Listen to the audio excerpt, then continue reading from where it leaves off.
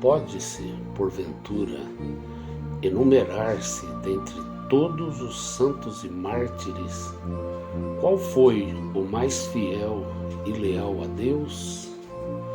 Digo, como medir, quais variáveis pesar? Difícil julgar entre tantos que destacaram-se, de tal forma que, como escreveu Paulo, a terra não foi digna de ser pisada pela planta de seus pés. Destacaram-se, ou melhor, foram destacados por Deus. Noé destacou-se, dado a escassez de justiça em seu tempo, sendo encontrado como o único praticante da justiça, algo tão raro e por isso mesmo precioso, ao ponto de, após decidir Deus preservá-lo como semente, sobrepujava sua justiça de tal forma que estendeu Deus sua sorte e favor também a seus filhos e noras. Daniel era íntegro e consagrado, atento a todos os princípios por Deus ensinados. E há muitos exemplos de lealdade a serem considerados, desde a não contaminação com banquetes profanos, até a submissão, não ao homem, mas a Deus, não deixando de buscá-lo, mesmo sabendo que um decreto foi lavrado com a simples intenção de matá-lo. Deus o amava muito, e quem o atesta é o anjo que, após muitos dias de busca e orações, trouxe-lhes respostas, tendo o capricho de antes, na saudação, citá-lo como homem muito desejado. Abraão, cito-o, considero mais fiel que muitos, inclusive que os dois acima citados, no sentido que acreditou e seguiu um Deus desconhecido. Ou, se alguns poucos, como Melquisedeque, o conheciam, Deus ainda não havia feito de si um nome na terra. Era um homem que, mesmo sem conhecê-lo, após receber seu chamado, partiu, peregrinando de Ur dos Caldeus. E em verdade, todos que creram e obedeceram depois de Abraão são considerados sua descendência, o pai dos que creem, porque creu e seguiu-o primeiro, sendo fiel ao ponto de, sob seu mandado, aceitar matar, se necessário, seu próprio filho. Os que vieram depois já sabiam que valia a pena esperar e confiar no Deus de Abraão, por saberem o que Deus fez por ele e por todos aqueles que confiaram e creram nele. Mas Abraão confiou e creu sem absolutamente referência nenhuma. Mas agora digo, em termos de lealdade, não há nada que se compare a Jó.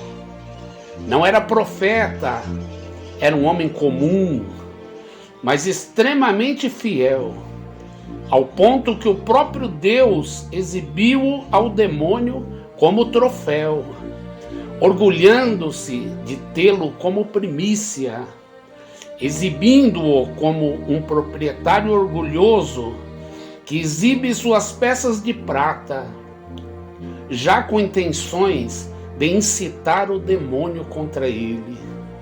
Deus sabia que, mesmo nada entendendo, aquele era o homem que, na riqueza, na pobreza, na saúde, na enfermidade, na tristeza, na alegria, não negaria a Deus por nada.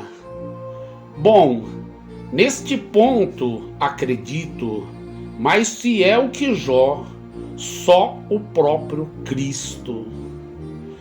E por falar em riqueza, pobreza, alegria, tristeza, quem medirá a fidelidade de Paulo, o prisioneiro de Cristo, que manteve-se casto, alternando prisões, cativeiros, viagens em porões de navio, a pé, em lombos de animais, levando o evangelho a tantas nações, e quando distante, instruindo por cartas as igrejas, e vendo coisas inefáveis em outro céu, acima desse céu, e sendo fiel e dedicado em tempo integral, desde a conversão até a morte. Difícil demais classificar, selecionar entre tantos quem foi ou quais foram os mais fiéis e leais. Mas será que isso importa? Não, graças a Deus não. A Cristo é o que menos importa.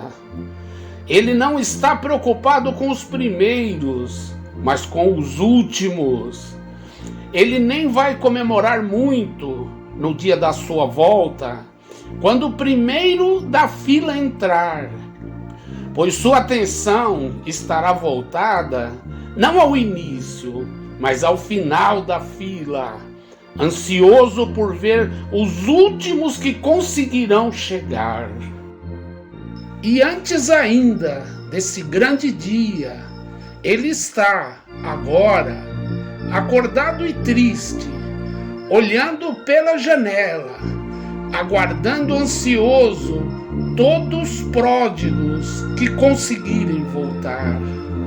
E conformem-se todos os fiéis e leais que nunca saíram do aprisco ou defronte do altar.